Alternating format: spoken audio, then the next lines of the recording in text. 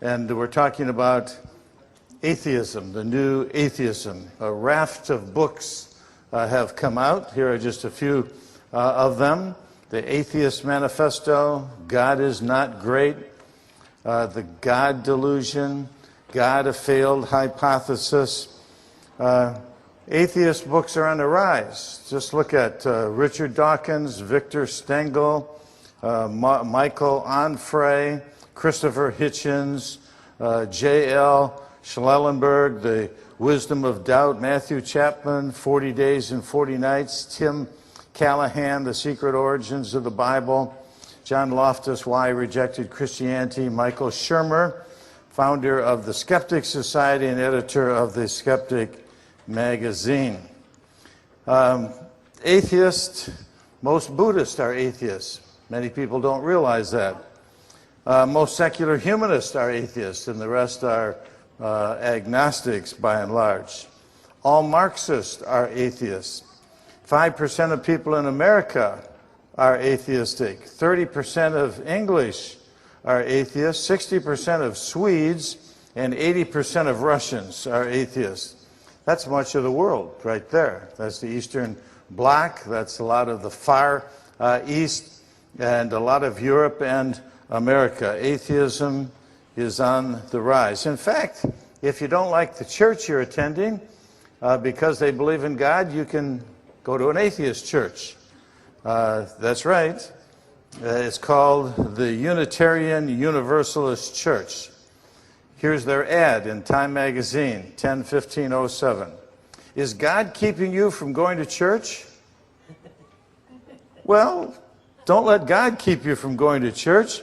Notice in the fine print, if you can read it, I think I can with my glasses, maybe you're uncomfortable with the idea of God, or at least someone else's idea of God. Yet maybe you can learn, yearn for a longing spiritual community where you can be inspired and encouraged as you search for your own truth and meaning. This is a church, you ask? Welcome to the Unitarian Universalist Church. I was sitting in my office at Dallas Seminary a number of years ago, and the phone rang, and the pastor of the Dallas Unitarian Universalist Church was on the other end, and he said, "We've had communists, we've had strippers, and we think it's only fair to have an evangelical sometime. Would you come and speak at our church?" I said, "Well, if you don't have any strippers there and I can speak on anything I want, I'd be glad to come." And I went and preached the gospel. They had standing room only, 90 people. Usually they have 30 people. I spoke on Jesus, God, guru, or ghost. They were hoping for guru or ghost, and I gave them God. Now I asked, are there any questions? Every hand went up in the audience. I answered questions for another hour. Found out there was only one person in the entire church that believed in God, some kind of supreme being. Everybody else was an atheist of some variety or not. Is it true that a theistic God exists? Point number 3. In our 12 points, we've now reached the third one. We've taken truth about reality is knowable. There we answered agnosticism and skepticism. We've taken the opposite of true is false. There we answered pluralism, multiculturalism, and now we're going to talk about it is true that a theistic God exists. Because look where we're going. If God exists, then miracles are possible. And miracles can be used to confirm a message. And if the New Testament is historically reliable, and the New Testament says Jesus claimed to be God, and he proved it by a convergence of 3 sets of miracles, fulfilling prophecy, living a sinless, miraculous life, predicting and accomplishing his resurrection, therefore Jesus is God. And whatever God teaches, Jesus is God, is true. Jesus taught that the Bible is the Word of God, and therefore the Bible is the Word of God, and anything opposed to it is false. That's exactly what we're going to conclude by the time we finish the series. Tonight, point 3, is it true that a theistic God exists? I want to cover the importance of this particular topic, God. I want to talk about the definition, what kind of God are we talking about, and then the evidence. Why do you believe in God? Simply because the Bible says so, because you were taught it's true, or do you have any evidence for your belief? And then we're going to discuss why people reject God's existence. So let's begin with truth and consequences. If God exists, then miracles are possible, because if a supernatural being exists, supernatural acts can exist. And if an absolute mind, God, exists, then absolute truth is possible. And if an absolute morally perfect being exists, then absolute morals are possible. And if God exists, miracles are possible, and there's absolute truth and morality, then the Bible is credible, because most of the arguments against the Bible are based on the denial of one of these, miracles or moral absolutes or absolute truth. And if there is a God and there's absolute truth, then life has an ultimate purpose. So there's serious consequences from believing that God exists. And there are serious consequences from not believing God exists. Because if God doesn't exist, miracles can't be possible. Can't have an active God unless you have a God who can act. There is no absolute truth. There are no absolute moral laws because there's no absolute moral lawgiver. The Bible is not credible because it's filled with miracles. It can't be credible if miracles aren't possible. And there's no ultimate purpose for living. Truth and consequences. Bertrand Russell claimed to be an atheist. Karl Marx said an atheist, he claimed to be an agnostic, and Karl Marx said an agnostic is nothing but a gutless atheist, said this. Now listen, this is probably the most eloquent statement of an atheist worldview ever made by one of the greatest atheists/agnostics who ever lived. Man is the product of causes which had no prevision of the end they were achieving. His origin, his growth, his hopes and fears, his loves, his beliefs are but the outcome of an accidental collocation of atoms. All the noonday brightness of human genius are destined to extinction in the vast death of the solar system. And the whole temple of man's achievement must inevitably be buried beneath the debris of a universe in ruins. Only within the scaffolding of these truths, only on the firm foundation of unyielding despair, can the soul's habitation henceforth be safely built. How would you like that as a philosophy of life? But if there is no God, that's exactly right. That's exactly right. He hit it on the head, and he did so eloquently. What kind of God are we talking about? We're talking about a theistic view of God, the God of Genesis 1:1, who is super powerful, so super powerful he made the world out of nothing. A God who is super intelligent, so intelligent that he planned this whole universe and all the complexity of human life. He's morally perfect, and so he's given us a moral law by which to live. He's the creator of the entire world, a supernatural being who can intervene in the world because he made it and he can intervene in it. In other words, we're talking about a theistic God. Theism is the belief in a super powerful, super intelligent, morally perfect creator of the world who can do miracles. That's the God of the Bible, and we want to ask the question, is there any evidence that the God of the Bible exists? But before we do that, let me distinguish this view from 6 other false views of God that are floating around that people hold in one form or another. Theism is the belief in an infinite, personal creator who exists beyond the world and who can intervene in it. Deism, which, by the way, some of our founding fathers held, Thomas Jefferson was a deist, Benjamin Franklin was a deist, Voltaire was a deist. He wasn't one of our founding fathers, but he was French deist. It's theism minus miracles. God made the world but doesn't monkey in it. God is beyond the world, but he's not in the world. God can bring the world into existence, but his hands are tied by the laws he made, and he doesn't perform miracles. Finite Godism, the word finite meaning limited. A God exists who is limited in power and or perfection. That's Rabbi Kirshner's God. Remember, when bad things happen to good people. God can't do any better than this, so forgive God and go on and live your life. That's exactly what he said. A God exists who is limited in power and or perfection, maybe both. He's not absolutely perfect, he's not absolutely powerful, or both. Atheism, there's no God at all, anywhere, to exist. Pantheism, God is the universe. God is the all and all is God. Shirley MacLaine waving at the ocean. I am God, sitting in a lotus position meditating on her navel. Pantheism, Hinduism, Christian Science, many views hold this. Panentheism, that's not a misspelling, and I'm not stuttering. Pan means all, en means in, and theism means God. All in God, or you can read it in reverse, God in all. In other words, God has two poles. Panentheism, that's not a misspelling, and I'm not stuttering. Pan means all, en means in, and theism means God. All in God, or you can read it in reverse, God in all. In other words, God has two poles. The universe is one pole of God, and then beyond the universe, there's an eternal potential. So he has a potential pole and an actual pole, and the actual universe is changing. It's also called process theology.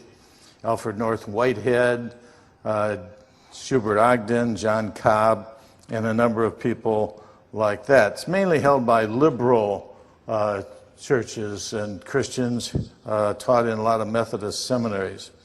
Polytheism, many limited gods exist in the world. Mormonism is polytheism. Also, Wicca is polytheistic. Many of the New Age religions are polytheistic, to say nothing of ancient Greeks, Romans, and Egyptians. So there are 7 views of God, 6 false ones and 1 true God. We're going to ask the question, does a theistic God exist? Because if you prove any other kind of God, it won't help Christianity, because Christianity depends on a theistic view of God being true. The evidence for a theistic view of God. The first one is called the cosmological argument, from the word cosmos. The cosmos needs a creator, the cosmological argument.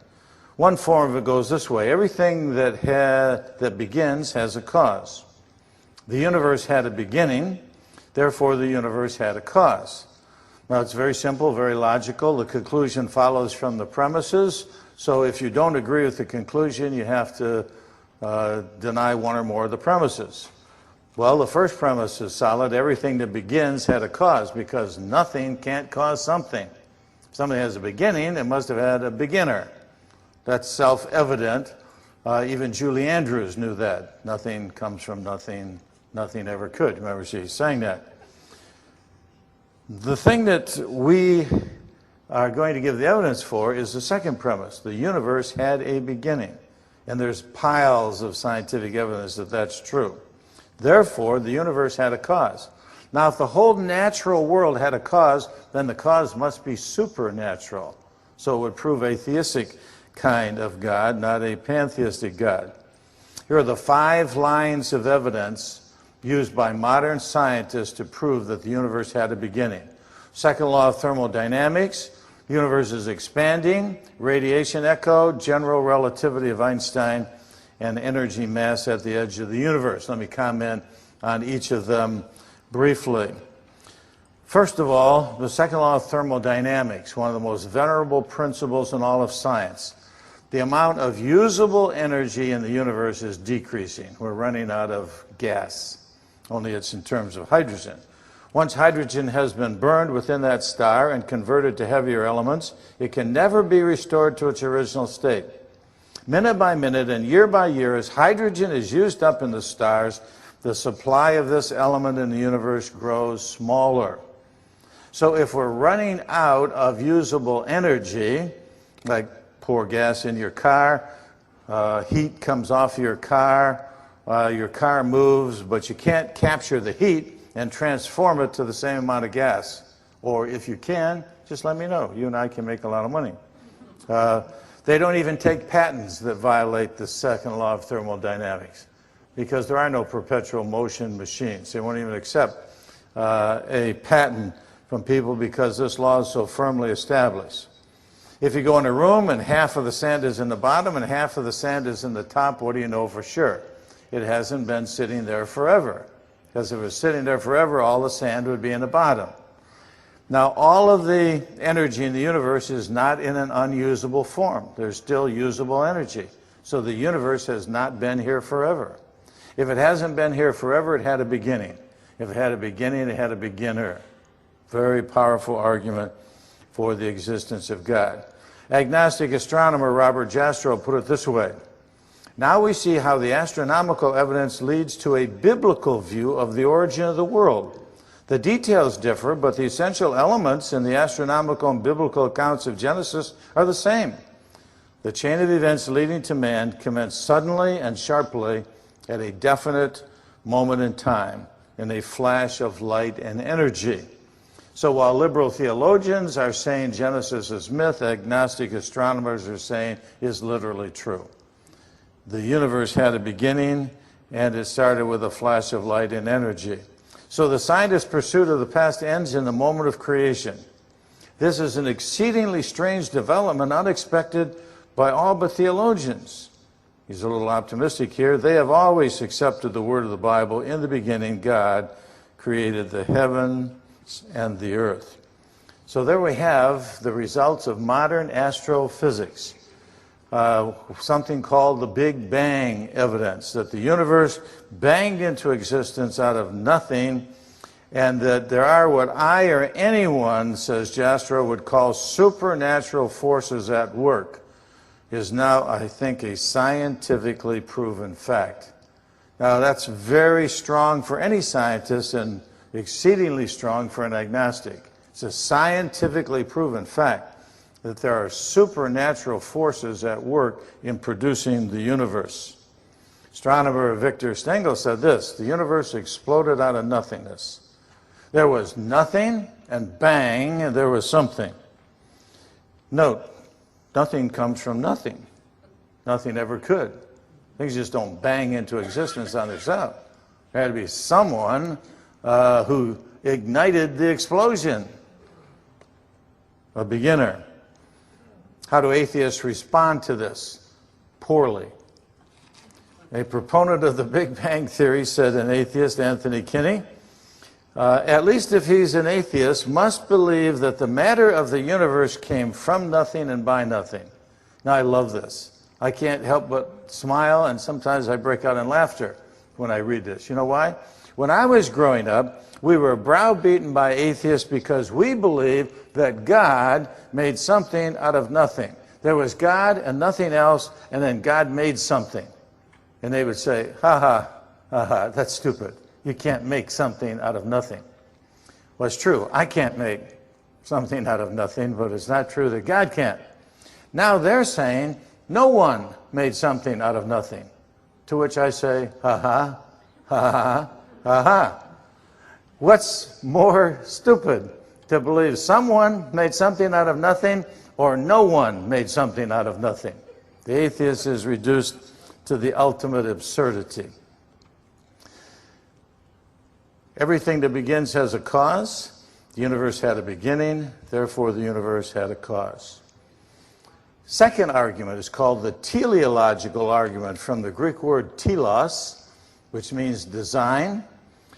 This is the argument from design.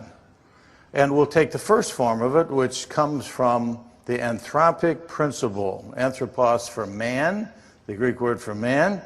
And basically, anthropic principle says there was anticipatory design, that from the very beginning of the universe, it was pre-tuned, pre-tweaked for the emergence of human life. And if it hadn't been fine-tuned at the very beginning, life would never have emerged. So the argument goes as follows. Anticipatory design shows an ultimate intelligent designer, shows advanced planning. Human life shows anticipatory design. Hence, human life shows an intelligent designer. Everyone knows that the instrument on the left took a watchmaker. But the instrument on the right is far more complex than the one on the left. Infinitely more complex than the one on the left. And if a watch takes a watchmaker, then a world takes a world maker.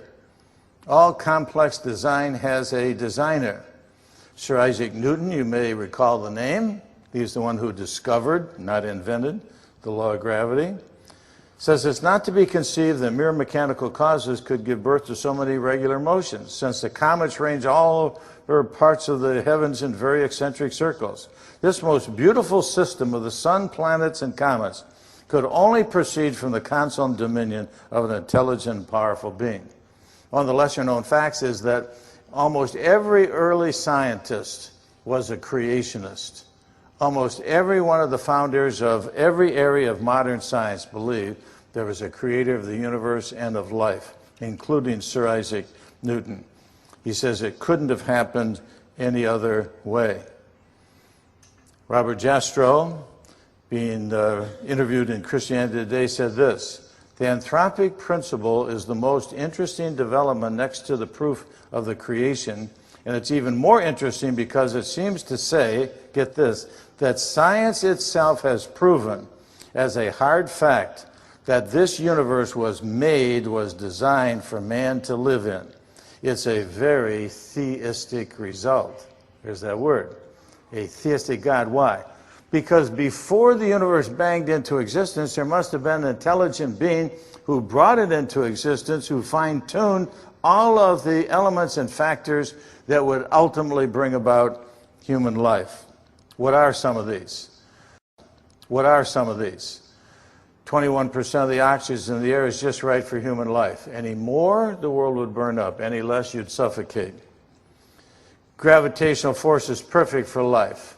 If it were greater, you wouldn't even be able to lift your leg up to take a step. If it were less, you might fly off into space. The distance from the sun provides the right heat for life. Any closer, we'd burn up. Any colder, we'd freeze. Any farther away. The expansion rate of the universe. The universe is expanding, and the expansion rate of the universe is exactly right to make life possible here on Earth. The thickness of the Earth's crust, which, by the way, to give you a sense of insecurity when you go to bed tonight, is about the size of the skin on an apple. That's all the thicker the Earth's crust is. And it's moving in plate tectonic fashion and forming mountains. But the thickness is exactly the right thickness for life to occur. The tilt of the Earth offers the best conditions for life. Otherwise, it gets too cold at night, too hot in the day. The speed of light, 186,000 miles per second, is the proper amount for life to be here. The strong nuclear force that holds the atom together. They don't know what holds the atom together. They call it a strong nuclear force. We'd fly off into, every atom would explode.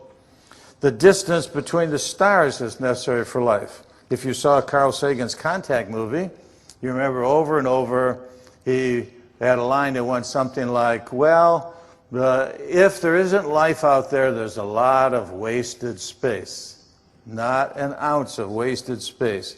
Do you know that the size of the universe is absolutely necessary for life to be here on Earth? There would be no life without it.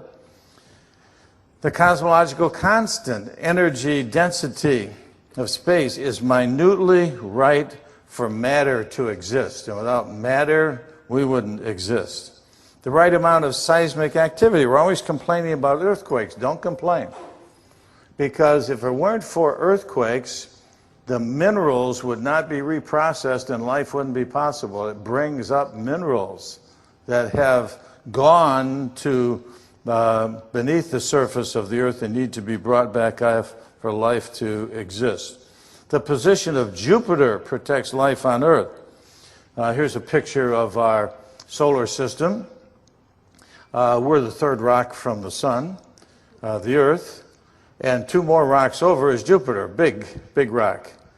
Do you know that Jupiter is so big and its gravitational force is so strong that it sucks in like a vacuum cleaner all of the cosmic junk that's coming from the cosmos and that would hit the Earth. And there are things as big as the Earth that have hit Jupiter. Can you imagine if something as big as the Earth hit the earth, all of life would be killed instantly.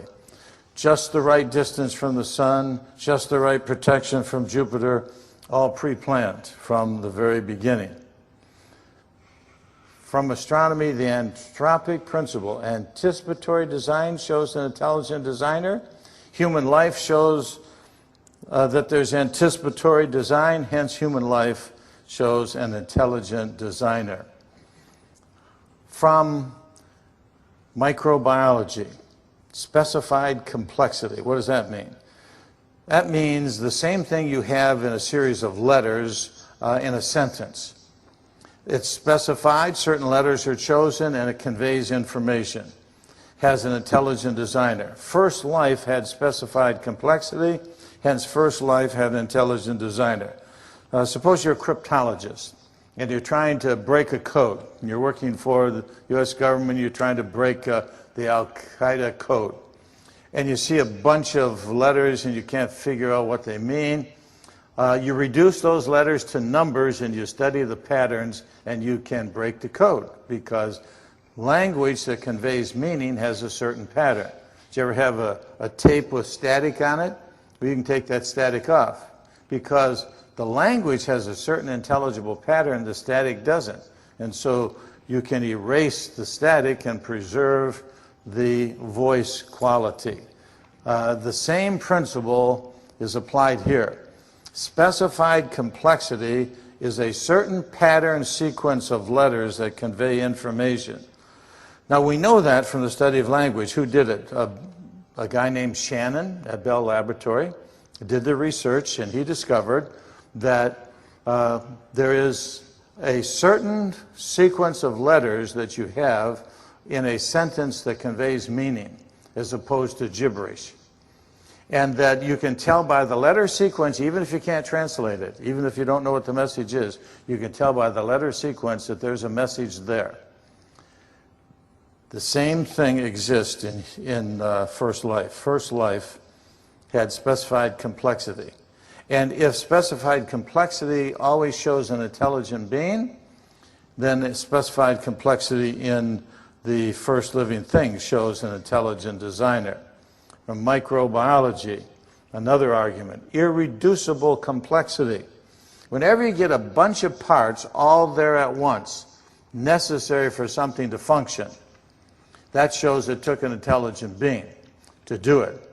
You look in a junkyard and you got all the pieces of a car. That doesn't take an intelligent being to make a junkyard, but it does take an intelligent being to put a car together, all of those parts. Irreducible complexity always has an intelligent designer. Well, first life has irreducible complexity. It wouldn't be there if it didn't have all these parts there at the same time. Hence, first life had an intelligent designer. Here's an example, the human eye. Charles Darwin said, the eye made him shudder. No pun intended, I guess, but you can see why it made him shudder. Because it can't evolve. There's no way that could evolve from a light-sensitive cell, because you're blind until you get all the parts. If you have 95% of an eye, you're blind. You have to have 100%. You have to have everything. You have to have the optic nerve, and you have to have the lens, and you have to have the iris, and all of those incredible things at the same time. While it's evolving, you're blind, and if you're blind, you're dead. Why? Survival of the fittest. So it doesn't work in a Darwinian system. It made Darwin shudder, and it still makes evolutionists shudder. You can't catch a mouse if you don't have all those parts there at the same time. Because if all the parts aren't there, it won't work. So while the mousetrap is evolving, it catches no mice whatsoever. All of them are necessary. Here's what Michael Behe, famous microbiologist, said. No one at Harvard University, no one at the National Institutes of Health, no member of the National Academy of Sciences, no Nobel Prize winner, no one at all can give a detailed account of how the cilium or vision or blood clotting or any complex biochemical process might have developed in a Darwinian fashion. Other examples abound, including aspects of DNA reduplication, electron transport, telomere synthesis, photosynthesis, transcription, regulation, and more. And he put the challenge out there, and it has never been met. No one has ever shown a detailed step-by-step process by which these complex things could have, let alone did have, evolved. Let's bring it back down to earth. You love alphabet cereal. You wake up tomorrow morning, the box is knocked over, and it says, take out the garbage, Mom. Now, what do you know for sure? The cat didn't knock it over. The dog wasn't playing with it. The wind wasn't blowing. An earthquake didn't shake the house. You know for sure. Why? Because natural laws never produce a message. You could shake that baby forever, put it in the washing machine and shake it and dump it out, and you'll never get take out the garbage, Mom. It always takes an intelligent being. You're lying on the beach, you look up in the sky, you see drink Coke. You don't see anything in the sky, but what do you know? There must have been a skywriter there who put it, because the wind blowing from the east never does that. A hurricane never produces that kind of thing. Never. Just a simple message, drink Coke. And you rightly conclude there must have been a skywriter. Now let's apply the same thing to life. Life is specified by an alphabet, a 4-letter alphabet called the genetic code. And these 4 letters are put in incredible numbers of combinations in order to form life. And when you find a living thing and you look at the genetic code, you always know there was an intelligent being there. Why? Because only intelligent beings can form letters into sentences and paragraphs, to say nothing of books, nothing of libraries. Example, one amoeba, top middle there, it's a picture of an amoeba. It's a 1-cell animal. According to Richard Dawkins, the most famous evolutionist in the world today, atheist, said, one amoeba equals 1,000 sets of an encyclopedia. That is, inside of one amoeba, the 4-letter genetic alphabet, if you spelled it all out in English and printed it in books, it would be 1,000 sets of an encyclopedia for a 1-cell animal. They used to talk about life evolving from simple to complex. There is no simple life. The simplest form of life has 1,000 sets of encyclopedias. Question. Would you believe me if I said that my one set of Britannica, Encyclopedia Britannica, resulted from an explosion in a printing shop? I was walking by this printing shop, and somebody threw a bomb in there. They had all the paper and all the print and everything, and the Encyclopedia Britannica, A through Z, with every article came out. You wouldn't believe that. Well, this is why we wrote a book called I Don't Have Enough Faith to Be an Atheist. I don't have enough faith to be an atheist. I don't have enough faith to believe that a 1-cell animal could have evolved. Too complex, way too complex. The conclusion of intelligent design, says Behe, flows naturally from the data itself, not from sacred books or sectarian beliefs. I'm not quoting the Bible. Inferring that biochemical systems were designed by an intelligent agent is a humdrum process that requires no new principles of logic or science. Life on Earth, at its most fundamental level, in its most critical components, is the product of intelligent activity. Now you can see why evolutionists don't want this taught in school. Makes too much sense. Makes too much sense. And some of the kids might be influenced by it. And they might even come to the conclusion that there's a God out there. God forbid that should happen. Carl Sagan and his friends were involved in the SETI program, S-E-T-I, Search for Extraterrestrial Intelligence. The one nice thing about the program of studying outer space, your tax dollars are going farther. And in this program, what were they doing? They had these telescopes tuned to outer space to hear a message from ET. That's right, extraterrestrial intelligence, and they believe that someday they're going to get a message. They didn't get a message before Sagan died, so he made a movie called Contact. In the movie, you can do anything. In the movie, they got a message. How many of you saw Contact? What was the message? Every prime number from 2 to 101. They said, had to be an intelligent being. That's all? That's all? Every prime number from 2 to 101, and it must have been an intelligence out there? Well, let me ask you this. How many seats were in the old Coliseum? 20,000? If you put 1,000 books on every chair, right through the roof, 1,000 books would go right through the roof. On every chair, not every section, that would be 2 million volumes. That's the Library of Congress. He said, that's a lot of books. It is. But you know what? The human brain contains 20 million volumes full of genetic information. Between every pair of ears in this room is the Library of Congress. You say, well, I wish I had a card catalog and could access it. It's genetic information.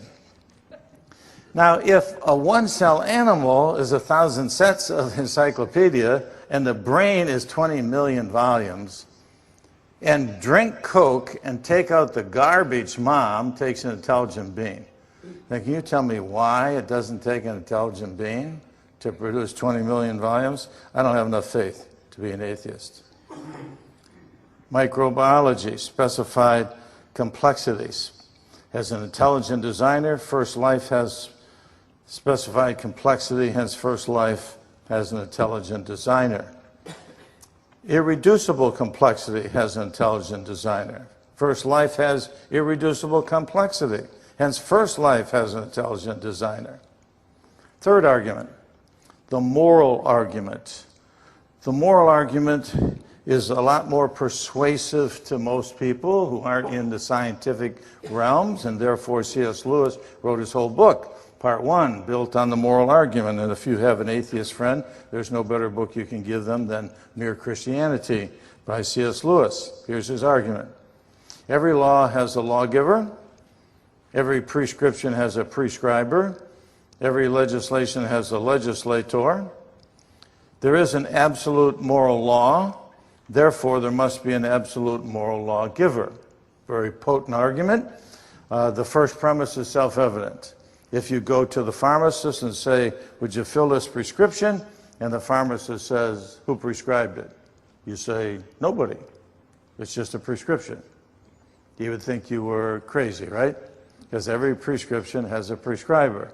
And every legislation has a legislator. And every law has a lawgiver. The real question is there an objective moral law? So the burden of the proof rests on premise number 2. And I'm going to give you several reasons why I believe there is an objective moral law. And if there is an objective moral law, then there must be an objective moral law giver. Reason number 1, we can't know what is unjust unless we know what is just. C.S. Lewis was an atheist, as I said in the previous lecture. As an atheist, my argument against God was that the universe seemed so cruel and unjust. But how had I got this idea of just and unjust? A man doesn't call a line crooked unless he has some idea of a straight line. How would you know that line is crooked on the bottom of the page unless you knew what straight meant? How do you know the universe is crooked unless you know what straight means? Ravi Zacharias has a very beautiful way of doing this. He was giving his Harvard Veritas lectures, and there was a lady who was a relativist, and she was giving him a hard time, saying, well, I believe everything is relative, there are no absolutes, and on and on and on. And Ravi, in his typical suave, his typical Indian suave, said to her, ma'am, maybe we can get to the heart of this. Let me just ask you one question, if you don't mind. Is there anything wrong anywhere? Is there anything wrong anywhere? Now, if she said yes, then she believed that there was a moral law. How would she know it's wrong if she didn't have the standard for right? If she said no, then she could never again complain about any injustice or intolerance or bigotry in the world. If there's anything wrong anywhere, there must be an objective moral law. Otherwise, it's not really wrong. It's just your opinion, your feeling. Doesn't make any difference. I feel differently. Argument number 2. Absolutes are undeniable. Try saying, I'm absolutely sure there are no absolutes, and you'll see why. You should never say never. Or you should always avoid using the word always. Joseph Fletcher, the father of situation ethics, in his book by that title said, we should always avoid always and never use never and absolutely avoid absolutes. And then he went on to say, there's only one absolute love. Well, how do you get that? I thought we weren't supposed to use words like only or never or always. And then he went on to say, no unwanted baby should ever be born. Well, I thought you told us not to use words like no. See, everybody has absolutes. You can't avoid them. They're literally unavoidable. Third, moral comparisons demand an objective moral law. And yet, everyone makes moral comparisons. In every culture, everywhere in the world, people make moral comparisons like we make this one. Mother Teresa is better than Hitler. But how do we know? I'll tell you how. Which one would you want to babysit your children? Mother Teresa is better than Hitler. We know that. But you can't say something is better unless you know what best is. Because better is compared to best. Otherwise, it's just different. It's not better. 4, liberals say the world is getting better. Conservatives say it's getting worse. Neither a liberal nor a conservative can say either one if there's not an absolute moral standard. Because how could we say civilization is getting better unless we had a standard outside of civilization by which we're measuring it? Or worse, doesn't matter. True progress or regress demands an absolute standard. Suppose you're sitting at a red light, probably happened to you. You look over and the car next to you is moving back. Or are you moving forward? You don't know which, right? So you usually go for the brake. What if the brake isn't working? Now who's moving? Well, you look for a tree. What if the tree's moving? See, something's got to ultimately be standing still in order to measure which direction you're going. There's got to be some yardstick there. You couldn't even measure change unless you had something unchanging. In the ancient world, there was a man named Heraclitus. Heraclitus said, no one steps into the same river twice. Why? Well, it's different drops of water, different leaves, different twigs, different fish. You never step into the same river twice. And people have developed what's called the flux philosophy based on that all of life is changing, nothing is absolute. But they don't read carefully what Heraclitus said. Heraclitus said, I know there is change because beneath the change there is an unchanging logos. In the beginning was the logos. There was an unchanging logos by which I can measure the change. 5, everything can't be relative. Because it can't be relative to what's relative to what's relative to what's relative. It must be relative ultimately to what's not relative. Even Einstein's theory of relativity, now I don't know too much about it except the poem. There was a young lady named Light who traveled much faster than light. She started one day in a relative way and returned the previous night. But I do know this, that Einstein did not believe everything was relative.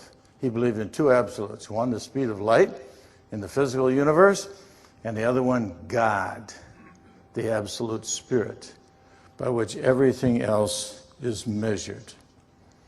6, moral disputes call for an objective standard outside the dispute. This is where C.S. Lewis begins in his book, A Mere Christianity. A couple of people arguing. Now, if there is no objective law, remember this. There has been no meaningful moral dispute in the whole history of the world. No one ever has had any meaningful moral dispute because it was all relative. It's inconceivable that the people who say Hitler is right and Hitler is wrong, that there's no meaningful standard by which we can measure it. The Taliban is right or the Taliban is wrong. You got to have a standard. Lewis put it this way, the moment you say that one set of moral ideas can be better than another, you are in fact measuring them both by a standard saying that one of them conforms to that standard more nearly than the other. But the standard that measures two things is something different from either. That argument, that value, this value, you have to have something by which you measure them. 7, we don't invent the moral law any more than we invent mathematical or physical laws. No one invented 3 + 3 is 6.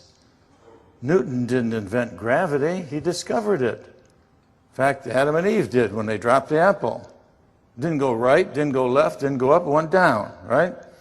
No one invents mathematical laws, no one invents physical laws, and no one invents moral laws. In fact, I wish I could invent moral laws, because every time I'm inconsistent, every time I don't do to someone else what I want them to do to me, what hits me over the head?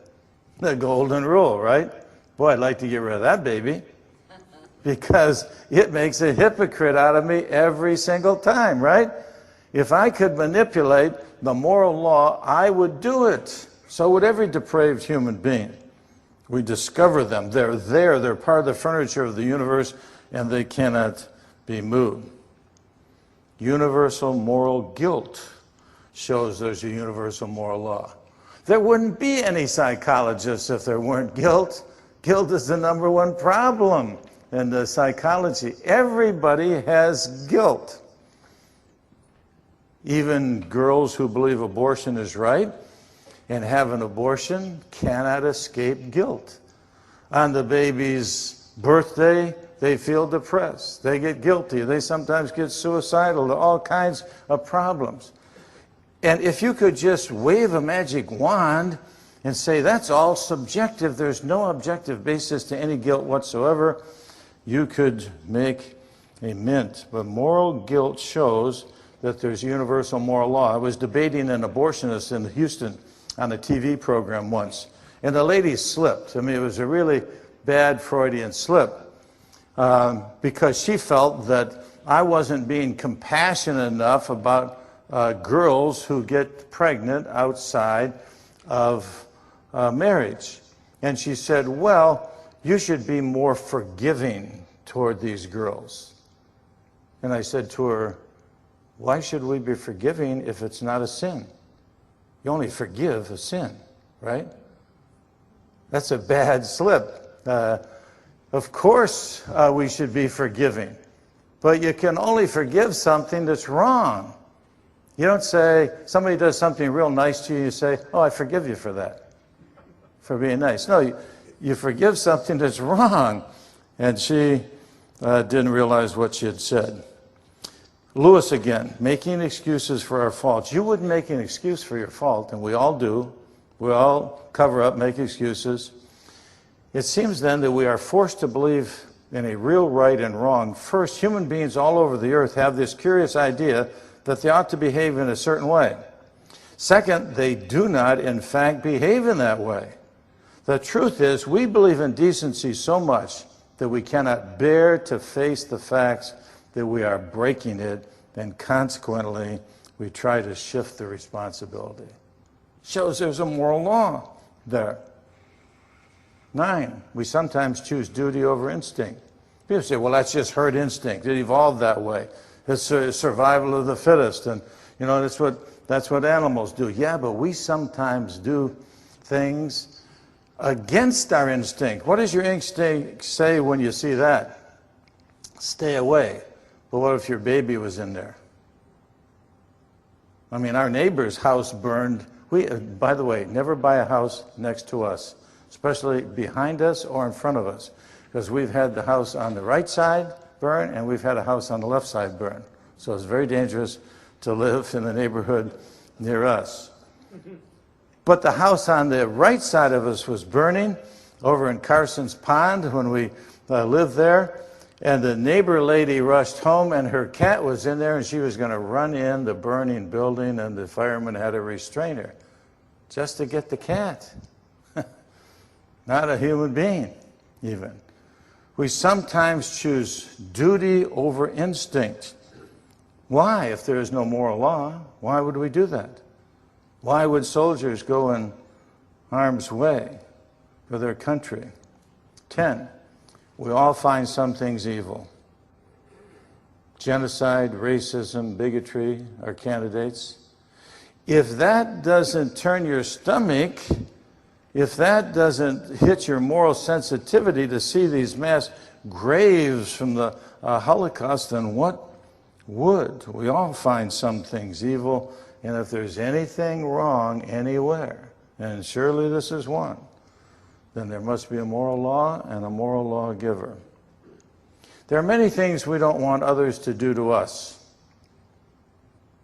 like lie, cheat, abuse, or kill.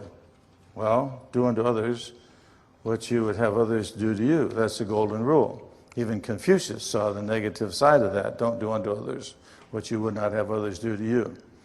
Now, how do we know that? We wouldn't know that if there weren't a moral law. You don't have to read the Bible to know that. You don't have to say, oh, I know where that is. That's in Matthew 7:12.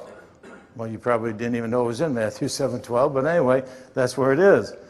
There are many things we don't want others do to us. Now, you don't determine what's right or wrong by what you want to do to others. That just proves your depravity. What do I want to do when somebody cuts me off in traffic? Cut them off, right? What do we want to do? We want to do to them as they did to us.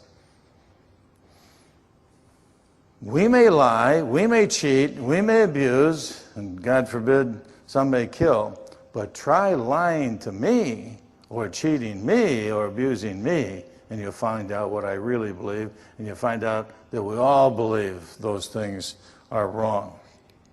12, the same basic moral codes are found in all major cultures. C.S. Lewis wrote the best book on this topic. It's called The Abolition of Man. He has an appendix in the book in which he shows that prohibitions against disrespect for parents, lying, stealing, and killing are found in all major cultures in the world. He gives quotes from them. It's probably the most important appendix in the single book that I've seen in a long time. It simply is not true that ethics are totally different in all cultures. There are differences, to be sure, but there's a common thread of a moral law that runs beneath those that says, do good and shun evil. Do unto others what you would have others do to you. Now let's combine these arguments. The cosmological argument shows there's an infinitely powerful God. The teleological argument shows he's infinitely intelligent. He designed this whole thing. The moral argument shows he's absolutely perfect. That means there can only be one God. Why? Because you can't have two infinites. It's like having two alls. You can't have two alls or two supremes. And you can't have two morally perfect beings. Why? To have two beings, one would have to differ from the other. If they didn't differ, they'd be identical. To differ, one would have to lack something the other one had. But if it lacks some moral perfection, it's not absolutely perfect. You can only have one absolutely morally perfect being. You can only have one infinite being. And the anthropic principle that says the whole universe is one was designed from the very beginning, and it's a universe, not a multiverse. It has one set of moral laws, one set of physical laws, one set of mathematical laws. It has one mind behind the whole thing. Hence, the combined arguments show that a theistic God exists. Let me add one more argument. And this one actually is more powerful than some people than the scientific arguments. This is called the argument from religious need. It goes like this: all persons need God. Theists admit it, and atheists reveal it. What we really need really exists. Therefore, God really exists. Now, let me tell you what this argument is not. I'm not saying everybody wants a pot of gold at the end of the rainbow, therefore there is. It's not an argument from want. It's an argument from need. What you really need really exists. Secondly, this is not an argument that says everything that people need, they get. No, there are people that need water and die of thirst. There are people that need food and die of starvation. What the argument says is this: if you really need it, it is somewhere to be found, whether you find it or not. For example, here's one of the most brilliant scientists in the world, happens to be a born-again evangelical Christian, Dr. Francis Collins. He's in charge of the most prodigious scientific project ever undertaken by human beings, mapping the whole human genome. Here's what he said: why would such a universal and uniquely human hunger for God exist if it were not connected to some opportunity for fulfillment? Creatures are not born with desires unless satisfaction for those desires exists. A baby feels hunger, well, there's such a thing as food. A duckling wants to swim, well, there's such a thing as water. If you really need it, it really exists. We really need God, therefore God really exists. Now, one of my hobbies is reading atheists. I love to read atheists. I read atheists for devotions. I do. Because every time I read an atheist, it encourages me in my faith. When I see the slim grounds upon which they're atheists and that they really need God. And one of my hobbies is collecting quotes from atheists that prove that they too needed God. Now, we know theists need God. We admit it. Now, if I could show atheists really need God, then we have shown that all people need God. Here's what one of the most famous atheists in the modern world says, Jean-Paul Sartre: I needed God. I reached out for religion. I longed for it. It was the remedy. Had it been denied me, I would have invented it myself. Not bad for an atheist. I really needed God. Sigmund Freud on God. He admitted it would be very nice if there were a God in his book, Future of an Illusion. He admitted a sense of man's insignificance or impotence in the face of the universe. That's just another way of saying, I need God. I'm powerless, impotent in the face of the all. He even referred to our God, Logos. He had a substitute God, Logos, in the Future of Illusion, pages 52 and 88. Paul Witz. Now, here is a man who was a converted Freudian psychologist. He's a born-again Christian. He wrote a book, The Psychology of Atheism, The Faith of the Fatherless, in which he showed, by doing a Freud on atheism, in which he showed that the father, the need for a father, is not something we conjured up. It's something that's really there. And all of the great atheists he shows in this book had a defective father image. They either didn't have a father, or their father died when he was young, or had a dysfunctional father, and he goes through. And here's what he said about Freud's argument that Christianity is an illusion. Nowhere did Freud publish a psychoanalysis of the belief in God based on clinical evidence. Nowhere. Provided by a believing patient. Instead, there is now much research showing that a religious life is associated with greater physical health and psychological well-being. Just to the contrary, religion isn't a crutch. It isn't a cosmic Linus blanket, a heavenly comforter, something we need, something that we wish to be true. It's something we need. We actually need God. Nietzsche was the one who said God is dead. God remains dead, and we have killed him. But notice what he said in the next line. How shall we, the murderers of all murderers, comfort ourselves? Now that we've killed God, what do? Where do we get our comfort? Last week we were talking a little bit, and the question and answer appeared about the problem of evil. And I pointed out that there were three things. I never got to the second and third one. There are three reasons why evil doesn't eliminate God. It really calls for God. It calls for God as a moral standard by which you can judge evil. But it also cries out to God for help while we're going through the suffering. Who can help us? I'm going to give you more quotes here showing that these great atheists cried out for God in suffering. They needed a God and didn't have it. And the greatest atheist who ever lived, this guy right here, Friedrich Nietzsche, said this: I hold up before myself the images of Dante and Spinoza. They both believed in God, who were better at accepting the lot of solitude. What do you do when you get lonely? I hold up their images. Of course, their way of thinking compared to mine was one which made solitude bearable. They were believers and they could bear the solitude. And in the end, for all those who somehow still had a God for company, I hold this image up before myself. Then he said, my life as an atheist now consists in the wish that it might be otherwise, and that somebody might make my truths appear incredible to me. If that isn't a crying out for God, then look at this. In Thus Spake Zarathustra, he wrote a poem to the unknown God. Remember Paul in Acts 17 preached a sermon on the unknown God? And here's Nietzsche praying to God. Thou lightning-shrouded one, unknown one, speak. What wilt thou, unknown God? To the last of all that are lonely, oh, come back. His father was a pastor. His father died when he was young.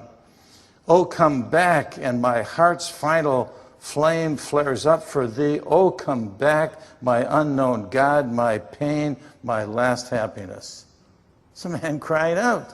The greatest atheist who ever lived, crying out for God.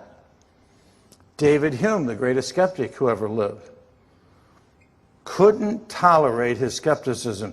He got so skeptical of his own skepticism that he was writing the book that he had to put it aside and go out for a walk in the woods or get out a game of backgammon and play to get relief. Listen, most fortunately, it happens that since reason is incapable of dispelling these clouds of doubt, nature herself suffices to that purpose and cures me of the philosophical melancholy and delirium. Why? He had to turn to nature for comfort, and nature became the surrogate for God. It became really capital N, and go for a walk in the woods. Or, he said, go have a meal, or play a game of backgammon, or have a conversation with a friend. And when after 3 or 4 hours amusement, I would return to these speculations, these skepticism, they appear to me so cold and strained and ridiculous that I cannot find it in my heart to enter into them any further. Does that sound like that was a happy life? A life of skepticism without God? Here's another famous atheist, Albert Camus, in the book The Fall. For anyone who is alone, without God, and without a master, the weight of days is dreadful. Do you know something that all these atheists have in common? They all smoked, and they all looked unhappy. Bertrand Russell, another one. Even when one feels nearest to other people, something in one seems obstinately to belong to God. Now, for the modern world's greatest non-theists, agnostics, that's interesting. At least that's how I would express it if I thought there was a God. It's odd, isn't it? I care passionately for this world and many things and people in it, and yet, what is it all? There must be something more important, one feels, though I don't believe there is. They come so close. They need God. They cry out for God. Walter Kaufmann, this is one of my favorite quotes. He was an atheist at Harvard, wrote a book, Critique of Religion and Philosophy, said, religion is rooted in man's aspiration to transcend himself. Whether he worships idols or strives to perfect himself, get this, man is a God-intoxicated ape. Not bad. Man is a God-intoxicated ape. Camus put it in these words, despite the fact that there is no God, at least the church must be built. Why? What do you go for? What do you go there for? There's no word from God. There's no hymns to God. There's no God to pray to. Tell me. Why do you go? Erich Fromm, humanist psychologist, said, indeed, man does not live by bread alone. He has only the choice of better or worse forms of religion.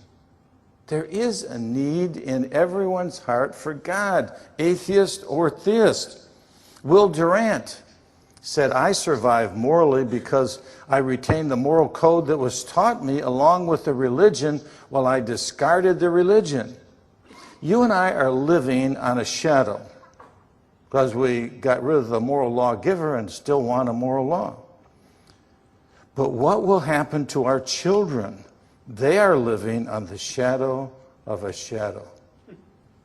That's where our children are. That's where our culture is. Do you know what's inscribed on the Jefferson Memorial in big marble letters? Just stand in front of Thomas Jefferson, look over the water toward the White House, and look up, and you'll see something like this. God, who gave us life, gave us liberty. Can the liberties of a nation be secure when we have removed a conviction that these liberties are the gift of God? I was just with David Barton this past week and some other Christian leaders in Missouri. David Barton showed us a 7-minute video. They're reconstructing kind of a underground capitol, a visitors thing where they have, instead of having to walk to all the things, you can actually see it all there, and it's got many of the great monuments. You can see inside the House of Representatives and all of this sort of thing. And they have taken all of the inscriptions that refer to God or prayer or the Bible off of it. For example, right over the head of the President of the House of Representatives in large letters, it says, "In God we trust." Your TV camera usually cuts it off, so you can't see that.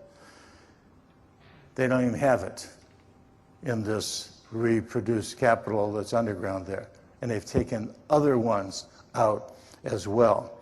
And we need a protest. They're literally taking God out of the monuments by recreating new ones and doing it underground, and people are going to think that's the way it really was. What's wrong with humanism? Even the atheists realize there's something wrong. The British Humanist magazine charges that humanism is almost clinically detached from life. These are humanists talking about humanism. It recommends that they develop a humanist Bible, a humanist hymnal, 10 commandments for humanists, and even confessional practices. In addition, the use of hypnotic techniques, music, and other psychological devices during humanist services would give the audience that deep spiritual experience, and they would emerge refreshed and inspired with their humanist faith. They want a humanist Bible, humanist 10 commandments, and humanist hymns. So I wrote a couple songs for them. Plato, lover of my soul. No one ever cared for me like Socrates. Or my hope is built on nothing less than Jean-Paul Sartre and nothingness. If they need a few more, I will stir up my creative mind to make some more hymns for them. Durant said, atheism is the shadow of a shadow. Nietzsche said it's not bearable. Huxley said it's intolerable. Camus said it's dreadful. Sartre said it's cruel. And Hume said it leads to delirium. That's what atheists think of the atheist's life apart from God. The main point, atheists say with their lips that there is no God, but they show with their lives that there is a God. They can't avoid him. We cannot get rid of God. Those who deny God with the top of their minds, nevertheless cannot avoid him in the bottom of their hearts. And you can say all you want about the revival of atheism, a big bunch of books that are coming out by atheists. They all need God in the bottom of their hearts. They're just denying him in the top of their minds. Erich Fromm said, the need for an object of devotion is deeply rooted in the condition of human existence. It's part of our very essence, made in the image of God. Camus said, nothing can discourage the appetite for divinity in the heart of man. Well, then why do people reject God? Final point. You can lead a horse to the water, but you can lead the horse to the water. I gave you a good cosmological, good teleological, good moral argument. I gave you argument from need. Gave 4 powerful arguments put together for why there is a God and why we need him. But you can lead a horse to the water, but you can't make him drink.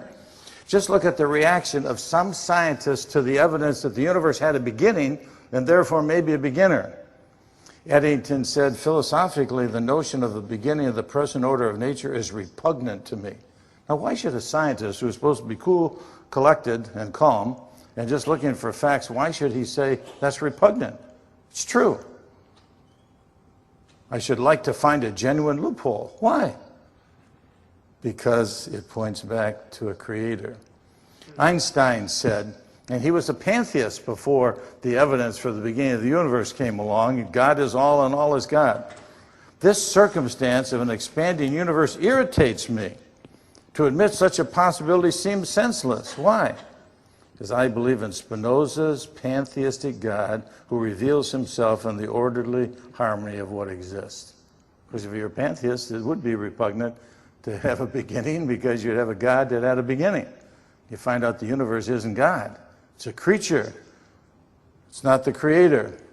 Robert Jastrow hit the nail on the head. There is a kind of religion in science. It's the religion of a person who believes that there's order and harmony in the universe. There is no first cause. This religious faith of the scientists is violated by the discovery the world had a beginning under conditions in which the known laws of physics are not valid and is a product of forces or circumstances we cannot discover. When that happens, guess what? The scientist has lost control. God is sovereign and I'm not. Whoa, can't let that happen, right? Other reactions. Julian Huxley said, for my own part, the sense of spiritual relief which comes from rejecting the idea of God as a supernatural being is enormous. He even admitted on national TV that he was an atheist evolutionist because he didn't want to change his sexual practices. Well, if there's a God and he has a moral law, then you're going to feel a little uncomfortable, right? In doing that kind of thing. Friedrich Nietzsche said, if one were to prove this God of the Christians to us, we should be even less able to believe in him. Now think about that for a moment. Any rational person, if you prove it to them, should be even more willing to accept it, right? Not an atheist. If you could prove God to me, I would still not believe in him. In fact, he said in another place, when you tell me I must obey God, hubris, pride wells up inside of me. Because we don't want to obey God. St. Paul put it this way. He speaks of those who suppress the truth by their wickedness, because what may be known about God is plain to them, because God has made it plain to them. For since the creation of the world, God's invisible qualities, his eternal power and divine nature have been clearly seen. Every design has a designer. Everything that begins has a beginner. Every moral law has a moral lawgiver. Being understood from what has been made, so that men are without excuse. To show you the bias, to show you where these people are coming from. Every once in a while, one of them gets honest. Probably had 1 or 2 drinks before he wrote this, but listen to how honest Harvard's Richard Lewontin was. We take the side of science, he means naturalistic science, in spite of the patent absurdities of some of its constructs. I know evolution is absurd, but we're on its side anyway. Because we have a prior commitment to materialism, that there's only matter, no God. It's not that the methods and institutions of science somehow compel us to accept a materialistic explanation of the phenomenal world, but on the contrary, we are forced by our a priori, before looking at the facts, prior to looking at the facts, adherence to material causes. Moreover, that materialism is absolute, here it is, for we cannot allow a divine foot in the door. That's why we cannot allow intelligent design into our schools. We cannot allow teaching that the Declaration of Independence is true in our schools because of our prior commitment to an atheistic worldview. Conclusion? If God exists, miracles are possible, truth is absolute, morality is absolute, the Bible is credible, and life has an ultimate purpose. If God does not exist, then miracles are not possible, truth is not absolute, morals are not absolute, the Bible is not credible, and life has no ultimate meaning. But God does exist, as the evidence shows, from the beginning of the universe, intelligent design of life, the moral law, and the need for God. Therefore, miracles are possible, truth is absolute, morality is absolute, the Bible is credible, and life has ultimate meaning. Makes a big difference. All right, let's stop there and give you a chance to comment or make any questions you have regarding point 3, does God exist? I have some friends that have gotten involved in what they call the secret, where God is actually nothing more than energy in the world. Have you heard of that? Yes. Is that a new form of atheism? Well, it's probably, in that form, it's more like pantheism, but ultimately they're both non-theisms or atheisms, so atheism in the broad sense of the term. Why is it that God can't be a physical force? Because all physical forces had a beginning. All physical forces had a beginning. Why is it God can't be a spiritual force beyond the universe, but not an intelligent being? Because the universe is designed, it has specified complexity, irreducible complexity, anthropic principle that only a mind can do. Secondly, because non-mind can never cause mind. Karl Marx put it this way: either matter produce mind, or mind produce matter.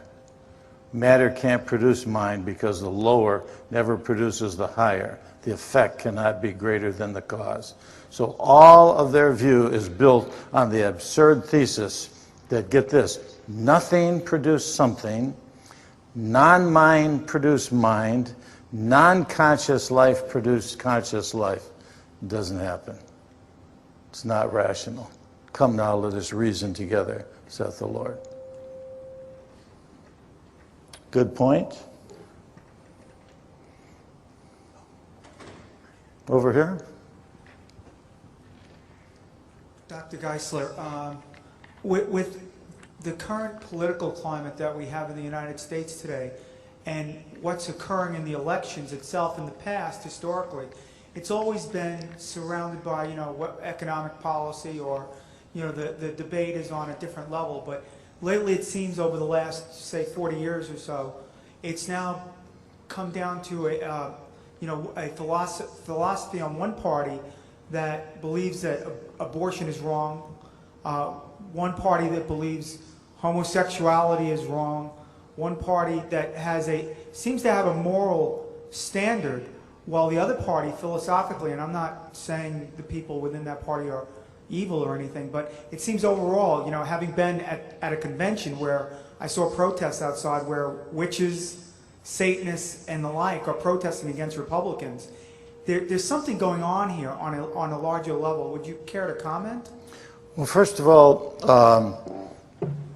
it's not a question of whether God is on our side or God is on the side of Republicans or Democrats. It's a question of whether Democrats and Republicans are on the side of God. Get Lutzer from Moody Memorial Church, get his sermon on this. It's an excellent sermon. So I think we better be very careful in identifying with God's cause with any one side of an aisle or any one party. I would be glad to vote for Sam Nunn as President of the United States. I would be happy if the Democrats would put forth a pro-life candidate, somebody who's for life. So we ought to vote principle over party, and we ought to vote morals over money. And sometimes it's on one side, sometimes it's on the other side, and sometimes it's not clear which side is correct. And what do? Then, as a black friend of mine says, sometimes our choice is between a known devil and a suspected witch. So you vote for the suspected witch over the known devil. Sometimes it's a half a loaf over no loaf, and sometimes it's a slice over no loaf. But do, by all means, when you vote, vote morals over money, and vote principle over party, and vote life over death. And if you are having a hard time figure it out, just call me. I give you some brochures that have the records. No, seriously, they've looked into the records. And the way you tell what somebody believes is how did he vote. So it looks over the voting records of the candidates on all of the issues that are of concern to Christians, and then you can make up your mind and decide. Good point. Anything else? Yes? Dr. Geisler, were conditions like this before some of the revivals in our country years ago, where was there a main thought of thinking of atheism before the first and second Great Awakening in our country?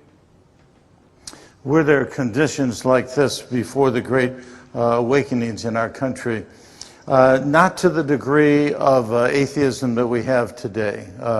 There were deists and there were skeptics even during the revolutionary times. And as I said, it even penetrated some of our early fathers, because a deist is kind of, an agnostic or an atheist who still believes in God but has given up God's involvement in the world. So we had deists even among the signers of the Declaration of Independence. But atheism was so repugnant and was so unheard of that the constitutions of many of the states, including North Carolina, just whip out the North Carolina Constitution and you will see that an atheist cannot hold office. That you had to be a believer in God to hold office. That's still in the Constitution. Of course, it's a violation of the First Amendment, and you can't practice it, but it's still there. It's still there. And that was true, that atheism just was almost totally unheard of. You can get a little feel for it in the wording of the Declaration of Independence. We hold these truths to be self-evident, that all men are created equal. It was just absurd to think that there was no God. So no, not to the degree that we have it today. Anything else? All right, let's pray. Father, we thank you for the privilege that we have to speak the truth, to be here tonight. There's nobody that has a gun pointed at our heads. There's nobody that can say that what we're doing is not in accordance with our Constitution. And we just thank you for our freedoms and for our liberties, and help us to remember that when we go to the polls and when we examine the candidates and when we look at America and our country, and help us to realize that what George Washington in his first inaugural address said is true. There is an inseparable relationship between morality and happiness, and morality and prosperity, and that the propitious smile of heaven, as he said, will no longer be upon us because we have forsaken that. And help us, we pray, to do what is right, and to vote what is Christian, and to put our conscience in practice as we exercise our freedom. And help us as we study together how to defend our faith, to be able to do it more articulately and meaningfully, and to see how the whole Christian faith is rational, is persuasive, and for anyone who is willing to believe, the evidence is more than ample. We pray these favors in Jesus' name and for his sake. Amen.